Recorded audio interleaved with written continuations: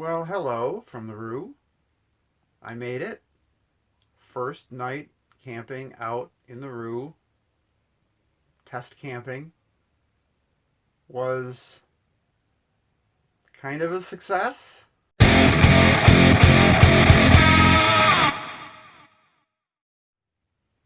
More on that coming right up on RooVentures.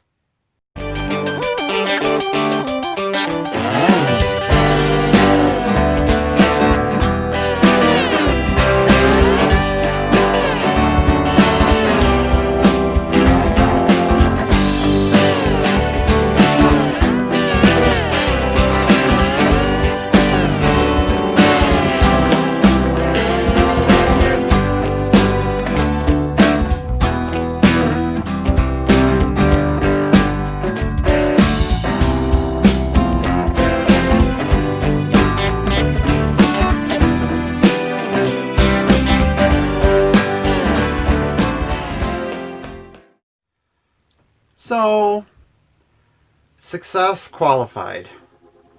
Took me 2.5 hours to set up, which is about 5 times longer than I expected. What I did was come to a nearby park, nearby campground, someplace where I wouldn't be too far from home, so it wouldn't be that long of a drive if something went wrong or I couldn't figure something out. I'm soloing, and I just wanted to get the lay of the land and figure out some of the components that I hadn't been able to test out in the driveway, specifically the plumbing. I wanted to fill the water tank, I wanted to take a shower, I wanted to empty tanks in the sewer, and I also wanted to grill on the Blackstone griddle. I wanted to hook that up and cook breakfast out. So I had no problem backing into the site with the practice I've had for the last few weeks, and with the new camera that I installed. Backing up into the campsite was a breeze. What wasn't a breeze is finding a level surface to park on. I ended up going in and out and moving around. Couldn't find a perfectly level spot. I ended up where I thought the most level area of the campsite was. Still rolling and bumpy, and the backside of the camper was a lot lower than the front side, and I just literally I gave up after it was at least an hour and a half, if not longer. Then actually I realized at that point that the water on the site was not on the site. It was actually across the street, and I wanted to fill the fresh tank. So I had to pull back out and drive across the street, pull up to the water, and got out my 25-foot white freshwater hose, hooked it up to the I put my connector on that regulates the water pressure, attached it to the water spigot, attached the other end to my city water inlet, turned on the faucet, and let it run. Wasn't sure how long it was going to take to fill up. I waited 10-15 minutes, and went inside, checked the meter. Tank still said empty. So maybe I didn't have the spigot turned on full enough. So I went out and turned it up all the way, listened. I didn't hear any water going in, but the hose felt firm, so there was definitely pressure there. There was definitely water available. I checked that before. So I wasn't sure what was going on. I opened the door of the water compartment, looked in there to see if there was possibly a valve that I needed to open up. None that were connected to the city water inlet. But I let it run for about another 10 minutes, came in, checked the level. It was now reading empty still. So at that point, I gave up. I figured there has to be some water in there. I just can't tell how much. I know these gauges are notoriously not accurate.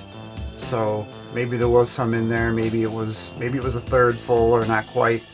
It's just me overnight. Didn't need that much. A few gallons would have sufficed. So I disconnected and backed into the site again. I hooked up to the power. I came around to disconnect the tow vehicle. I started raising the well, first I put the plastic Camco, I don't know what it's called. Brand new Tandem wheel chock. It's a wheel chock for tandem wheels, and Prevents movement.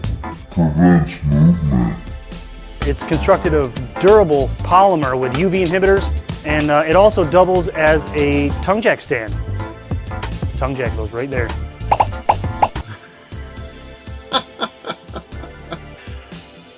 Just write in the comments how ridiculous this sounds. I don't care. So I started raising the trailer to get it high enough so that it would back off the pressure on the sway bars, and then I could release the equalizer hitch. And all of a sudden, the trailer hitch fell right through the thing that was supposed to be holding it up. It's a wheel chock for tandem wheels, and it also doubles as a tongue jack stand. The tongue jack goes right there. And the whole trailer just rocked back and forth like this for about 5 seconds. And I thought, what kind of damage did I do here? So, this is my site. It's a nice site. One of the best in the campground. I am at Webster Park Campground. It is a county park and fairly nice campground. The only thing I can say about it is that there's no Wi-Fi and cell service is not great. But you don't necessarily need that when you're camping anyway if you have a great site. And there's trails too. I'll take you on some of the trails in a bit. It just broke. Like that. There's absolutely no support underneath this piece of plastic. Now, normally I do product reviews and recommend products. Don't get this. Camco usually has decent stuff. It's not top of the line. It's basic economy, but this is just a little too much, or not enough. And it also doubles as a tongue jack stand.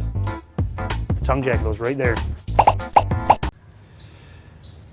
Now, fortunately, I happen to have some of these black squares that are used also for this purpose.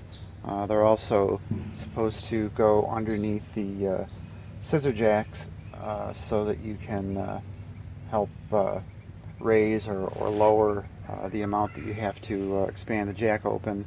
So fortunately I had some of those, and I was able to just lift up the jack and pull the broken piece out and replace it with a stack of the flat black ones.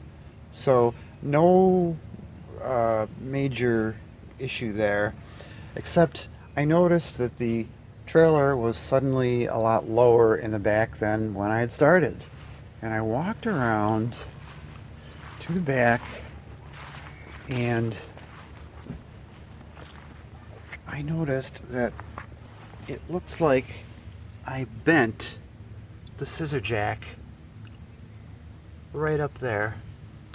And I think that was due to the fact that all of a sudden